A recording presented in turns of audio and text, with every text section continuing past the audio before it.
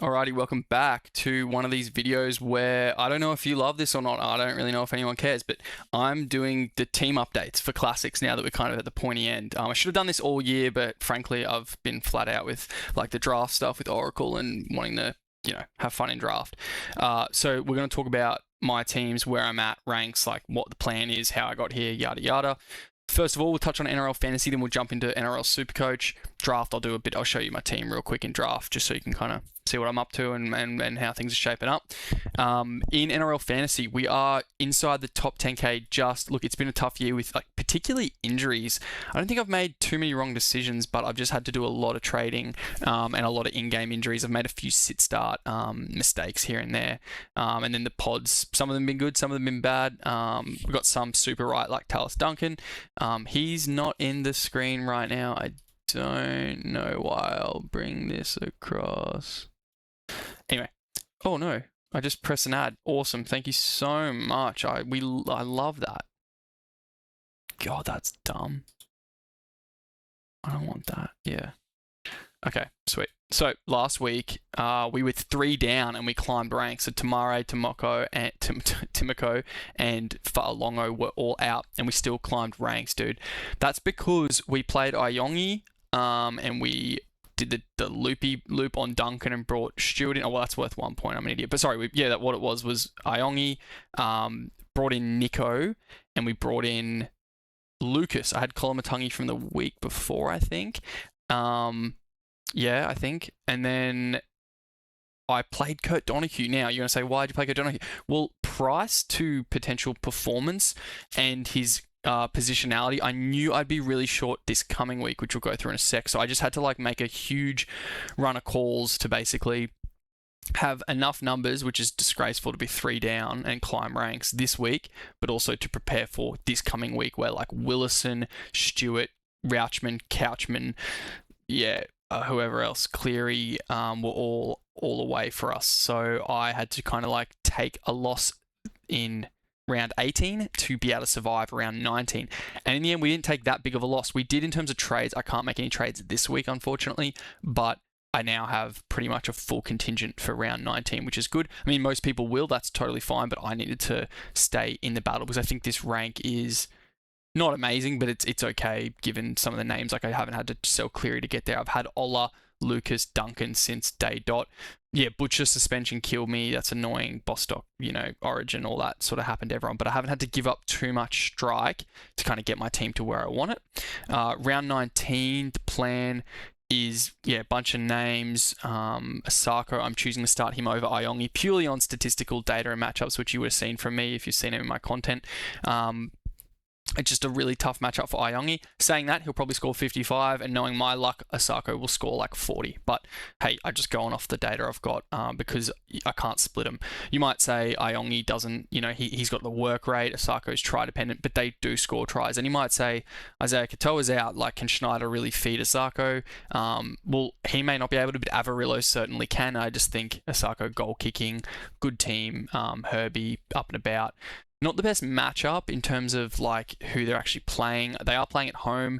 The weather's grim today on Friday here in Brisbane, but my gut's saying Asako over Ayongi just after a 73. I don't know if that's backed up against the Roosters. I mean, there's a lot of Roosters outs. Oh, I wish I could loop that, but I can't because I've got no trades, and with Bostock, I believe if I was to watch Asako's, it would lock Bostock in. And then I wouldn't be able to I couldn't put him into pivot to get the thingo, as far as I'm aware. So can't do that. So I'm leaning Ayongi. And in NRL Fantasy, Duncan doesn't have dual position yet like he does in Supercoach. So can't get tricky with that either, which is annoying. I mean, he'd probably only get center, so that probably wouldn't help me when I say that out loud. So anyway, that's the deal.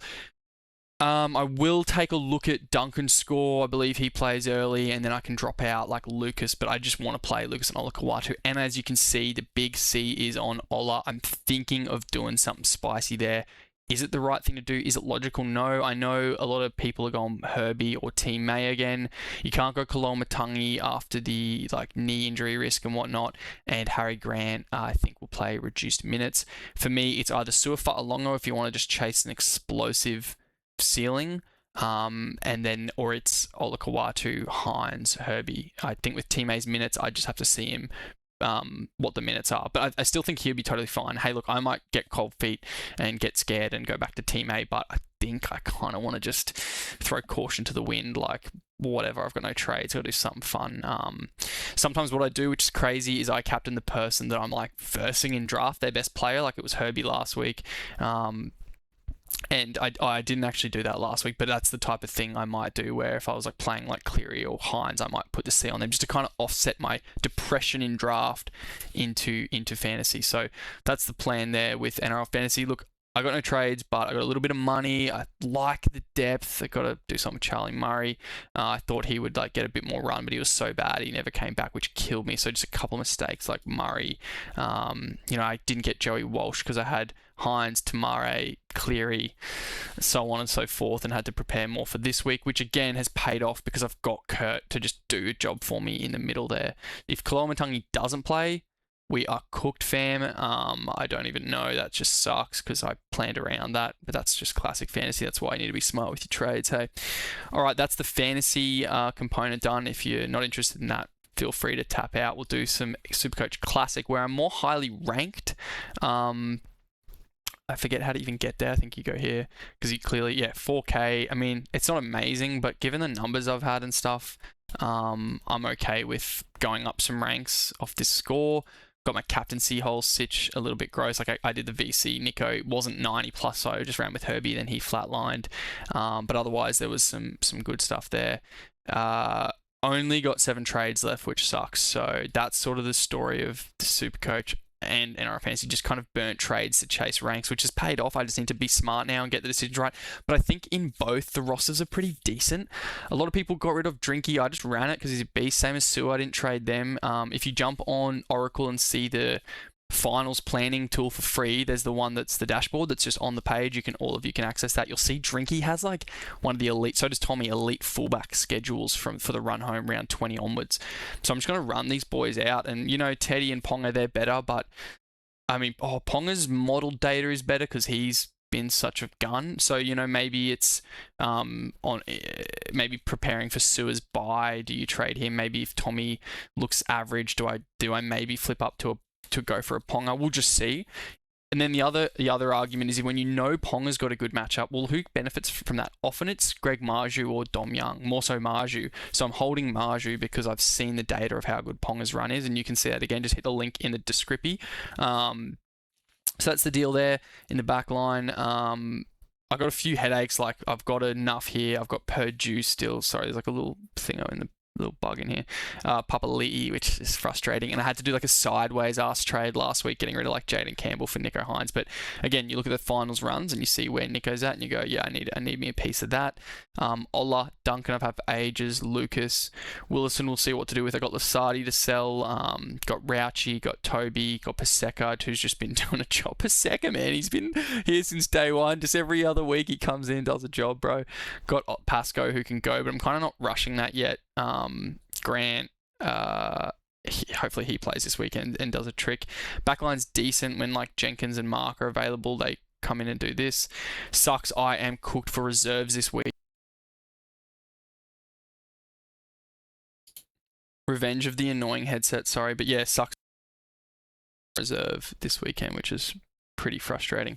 But yeah, that's the team here. Pretty happy with it. The rank's good. I just need to go and like kick on with it. Oh, I don't know like how to even view. Dude, I don't even come in here, bro. I just pick my team and go for it. But yeah. Okay, draft-wise, let's jump over draft teams. Quick look, Crossland, May, Papali'i, Haas I traded for this week. Sold some more assets for Haas. Katonga, Wong, and Hamish Stewart in 2RF with Jordan Ricky and Noah Martin. I'll pick like the best of these guys and drop or trade them. I've got 5. You don't need 5, but I don't know who to run with. Wong's got a really nice final schedule. Stewart has just amazing base and even a little bit of like scoring stuff here and there. So I think it's Wong and Stewart, and then I'll hold probably Martin, because Katonga's in a worse team, but Katonga like has this offloading, dude. It's awesome. So maybe Martin goes, but I want to run him this week just to see what he does. Because if he goes well, his name value at the start of the season is still pretty high in some draft circles, so I might be able to get something for him.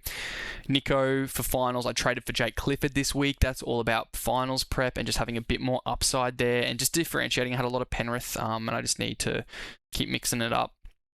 Backline's nice. Nwanga, Iro, and Casey in my main.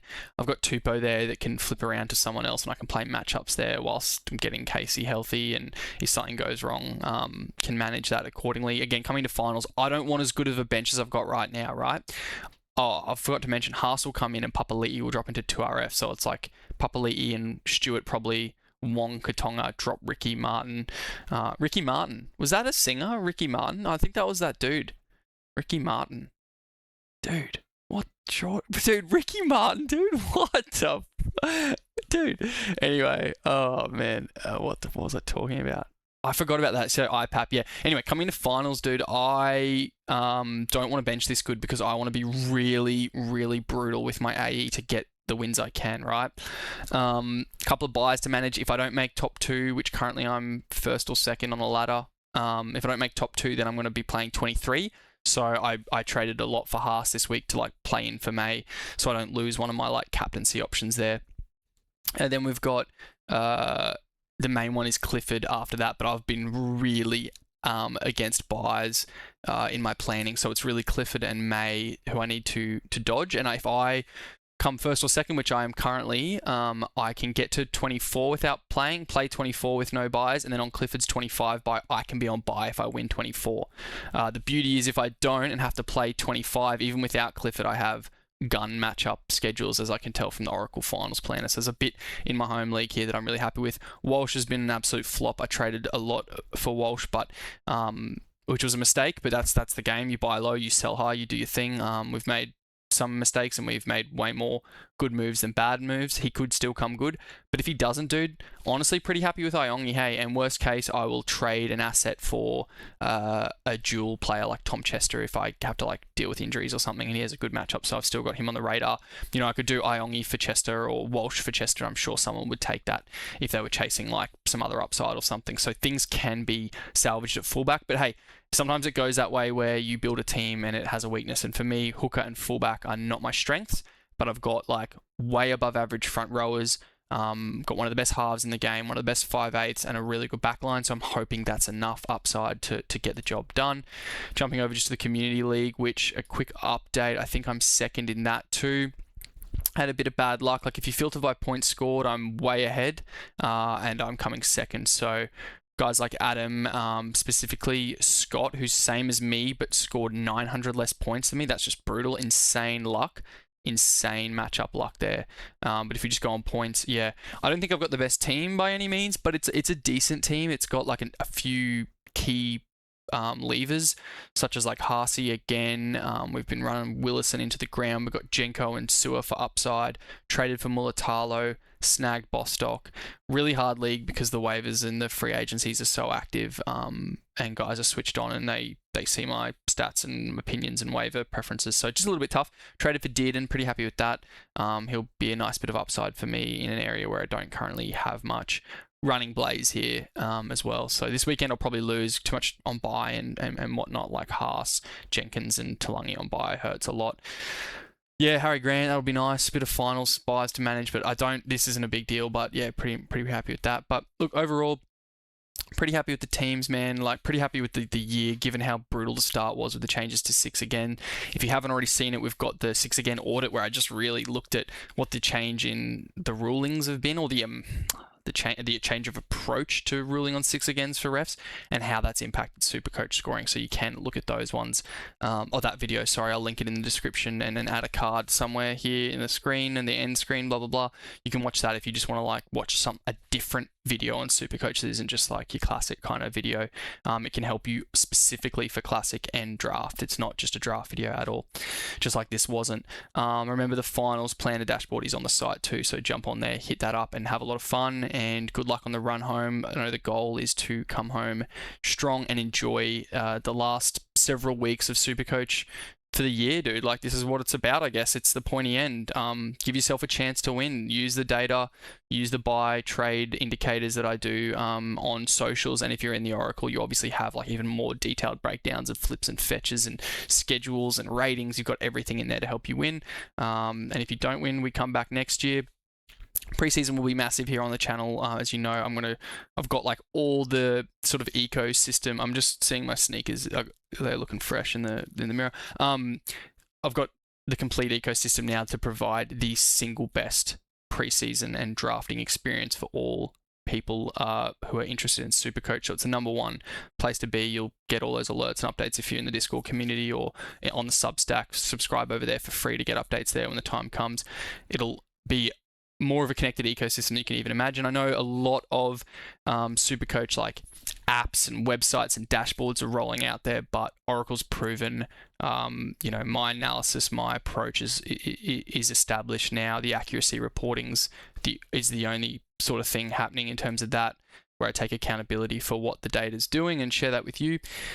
So yeah, it's going to be super exciting for me to kind of tighten up all of the differing sort of, I guess, pipes of content planning tools and bring them all together in the preseason for you guys. So yeah, thanks for your support if you've been on the journey. If you do like when I talk about Classic and NRL Fantasy, let me know. I know most people probably don't care, but I do play it. I do enjoy it enough. I do try. I just don't put in even close to the amount of time on it as I do with draft, but I'm more than happy to talk about it and share, and I'll next year try to be a little bit more proactive with it on the front if I can, depending on how draft goes and what the scene's doing there. But yeah, let me know. Thanks so much for watching. If you enjoyed or you value any of the insights, give the video a like at a minimum, and if you're feeling extra generous, a comment goes a long way. Thanks so much. See ya.